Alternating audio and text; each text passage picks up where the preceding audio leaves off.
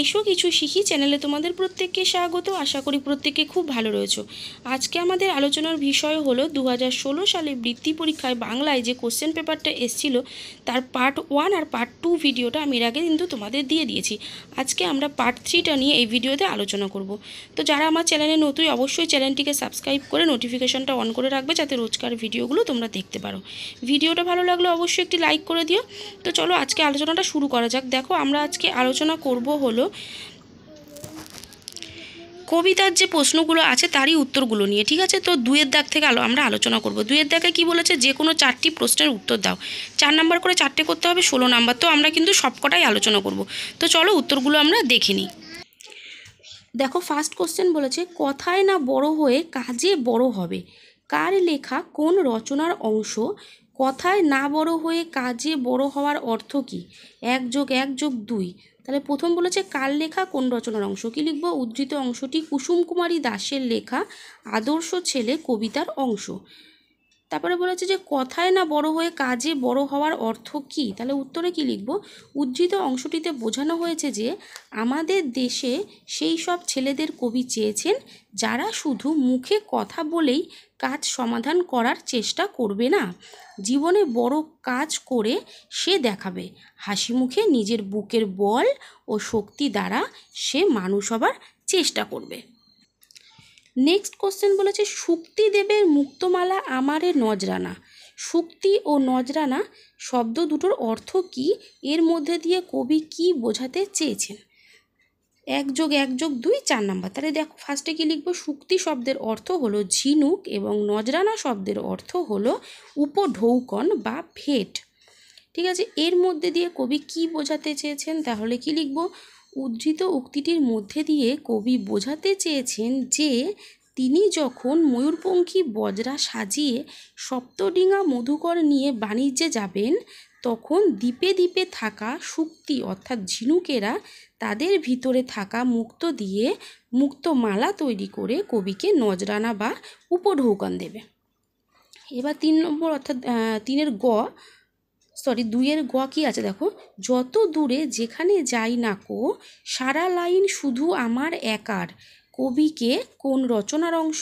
এর মধ্যে দিয়ে কবি কি বোঝাতে চেয়েছেন?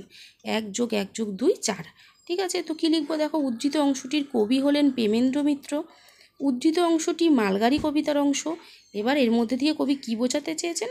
দেখো কি লিখবো? উদ্ধৃত অংশের মধ্যে দিয়ে কবি বোঝাতে চেয়েছেন যে প্যাসেঞ্জার ট্রেনের মতো মালগাড়ির চলায় কোনো বাধা নিষেধ নেই।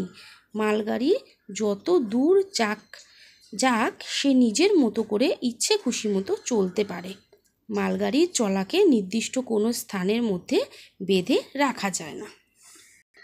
নেক্সট বলছে দেখো, চৌপর দিনভর দেয় দূরপাল্লা। কবিকে কোন কবিতার অংশ? কে দূরপাল্লা দেয়? চৌপর শব্দের অর্থ কী? দেয় এর ভিন্ন রূপ কী?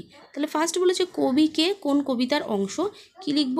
উদ্ধৃত অংশটি সত্যেন্দ্রনাথ দত্তের লেখা দূরের পাল্লা কবিতার অংশ। নেক্সট বলেছে কে দূরপাল্লা দেয়, তাহলে লিখব 3 জন মাল্লা অর্থাৎ মাঝি দূরপাল্লা দেয়। নেক্সট বলেছে চৌপর শব্দের অর্থ কী, কি লিখব? চৌপর শব্দের অর্থ হলো সমস্ত দিন বা রাত। দেয় এর ভিন্ন রূপ কি? দেয় এর ভিন্ন রূপ হলো দেওয়া। নেক্সট কোশ্চেন বলেছে, বনভোজনে মিলেছে আজ দুষ্টু কটি মেয়ে।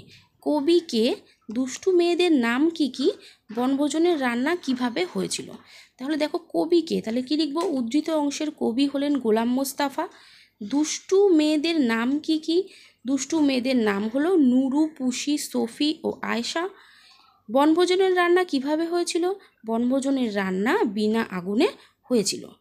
এবার 3 নম্বর কি বলেছে, কবি ও কবিতার নাম লিখে শূন্যস্থান পূরণ করো। তাহলে একটা কবিতার শূন্যস্থান তোমাদের দিয়ে দিয়েছে, তো সেটা দেখে কবি আর কবিতার নাম লিখতে হবে, প্লাস হচ্ছে শূন্যস্থানগুলো আমাদেরকে পূরণ করতে হবে। তাহলে দেখো কবিতাটা কি আছে, বিপদ আসিলে কাছে হও ড্যাশ নাই কি শরীরে তব। তো দেখো এটা পড়েই কিন্তু আমরা বুঝতে পারছি এটা কোন কবিতার অংশ? আদর্শ ছেলে কবিতার অংশ। তাহলে আমরা আগে কবিতার নামটা লিখে ফেলি। কবিতার নাম কি লিখব? আদর্শ ছেলে, ঠিক আছে, বোঝা গেল। নেক্সট বলেছে কবির নাম, তাহলে আদর্শ ছেলে কে লিখেছে? কুসুম কুমারী দাস। তাহলে লিখে দিই কুসুম কুমারী দাস।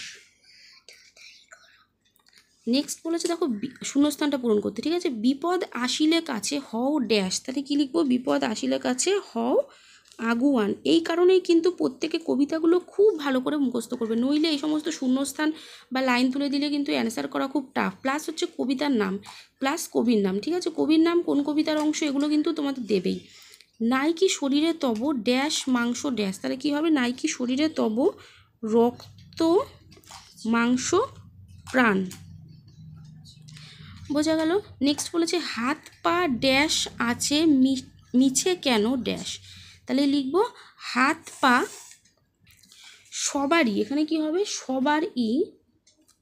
সবারই আছে মিছে কেন ভয় ড্যাশ রয়েছে যার সে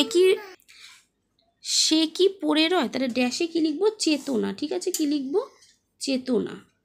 চেতনা রয়েছে যার সে কি পড়ে রয়। তাহলে এই কোশ্চেন পেপারটা কিন্তু আমাদের পুরোটাই সলভ হয়ে গেল। প্রত্যেকে অবশ্যই কিন্তু ভিডিওটা শেষ পর্যন্ত দেখবে। আর যারা পার্ট 1 পার্ট 2 ভিডিও দেখতে চাও, আমার ডেসক্রিপশন বক্সে লিঙ্ক দেওয়া থাকবে, অবশ্যই সেখান থেকে দেখে নিতে পারো। ভিডিওটা ভালো লাগলে একটি লাইক করে দিও, চ্যানেলটাকে সাবস্ক্রাইব করে আমার পাশে থেকো। তো আজকের মতো এখানেই টাটা।